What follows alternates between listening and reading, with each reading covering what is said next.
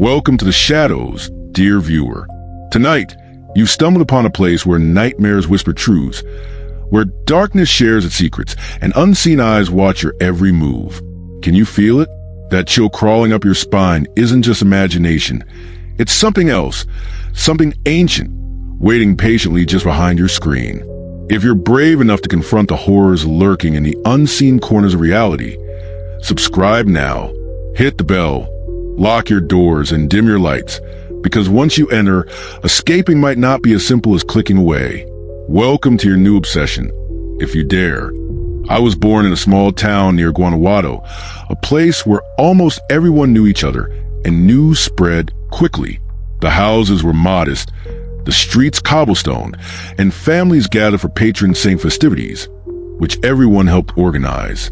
My childhood was surrounded by cousins, neighbors, and friends. Although my parents struggled financially, I grew up with a habit of visiting neighbors unannounced, sharing freshly made tortillas, and listening to the elders talk in the main square. From an early age, I met Lorena, who lived a few houses away. She was my age, and we became close friends because we went to primary school together. Her family was also well known. Her father worked in the fields, and her mother sold food outside the church on Sundays. Lorena and I were inseparable during those early years. We played in the streets, did homework together, and defended each other when other kids tried to tease us. At first, nothing seemed strange in our relationship. Everything appeared normal, as happens when you're very young and don't see beyond the obvious. As we advanced to secondary school, we started noticing differences in our personalities. I liked interacting with different groups, participating in school activities, and talking with new people, while Lorena preferred sticking to familiar surroundings. However, we remained friends. Our homes were always open to each other. After secondary school, I noticed Lorena would often fall silent when I talked about my plans to pursue a technical career or get a better job in the city. My family didn't have many resources, but my father always encouraged me to better myself. I never paid much attention to Lorena's reactions, thinking it was just part of her quiet personality. Around that time, I became interested in a high school boy through mutual friends, and we started a simple relationship of park outings and sidewalk chats. Very innocent. Lorena didn't comment negatively when she found out about us. She just nodded and acted like everything was fine. After a few months, that boy suddenly told me he didn't want to continue seeing me. It was abrupt and hurtful. Lorena drew closer during my sadness, comforting me and saying everything would turn out fine. At the time, I was relieved to have her by my side. When I started high school, my other friendships drifted away, leaving me feeling isolated. Lorena remained close, so I didn't question anything. Family tensions arose as my parents noticed my moodiness but chose not to probe further. Lorena often claimed she didn't understand why others distanced themselves, and I accepted her words unquestioningly. During my second year of high school, I met Mateo, a kind and protective classmate. We began casually dating and I felt supported. A few months later, I discovered I was pregnant. At 17, I was unprepared for this change. Mateo disappeared upon learning about the pregnancy, unwilling to take responsibility.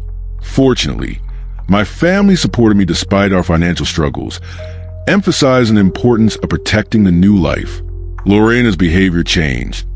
She became distant and critical, suggesting I was fortunate to receive parental support. Her comments felt hurtful rather than comforting. Nevertheless, I maintained our friendship due to isolation fears. Samuel, my son, was born healthy, and I paused school to care for him, eventually finding modest employment. Later, I secured an office job through a recommendation, significantly improving our financial situation. Lorena's strange comments persisted, often remarking that my new job was mere luck. Despite her negativity, I continued to spend time with her, reluctant to abandon our long-standing friendship. Eventually, I began dating Roberto, a single father, but our relationship deteriorated due to unexplained distancing. Simultaneously, tensions increased at home, and Samuel experienced troubling night terrors. Seeking help, we visited Dona Trini, a respected local healer, who revealed someone close was harming us through envy-driven practices. Reluctantly, I realized Lorena might be responsible, aligning with her recent behavior. Following Donna Trini's instructions, we performed protective rituals.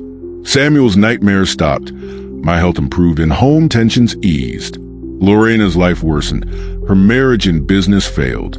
While never openly confronting her, I focused solely on my family's well-being. My career advanced and Samuel thrived. Lorena continued struggling financially and personally, retreating socially. Over time, our paths diverged entirely, each dealing with the consequences of our actions. Now, observing Samuel's growth and family unity, I am grateful to have moved past those dark times, recognizing the importance of choosing friends wisely and maintaining a protected environment. Harmful actions inevitably return to those who initiate them, and true strength emerges when freeing oneself from negative influences. Years later, I managed to complete my studies, obtaining certification as a legal assistant, and eventually earned a promotion to a higher position in the office. This achievement allowed me to provide even better opportunities for Samuel, who grew into a curious and intelligent young boy with dreams of studying medicine. My parents continued to support me, and their pride in my accomplishments strengthened our bond further. Throughout this peaceful period, I maintained the spiritual practices taught by Donna Trini, ensuring our home remained free of negative influences.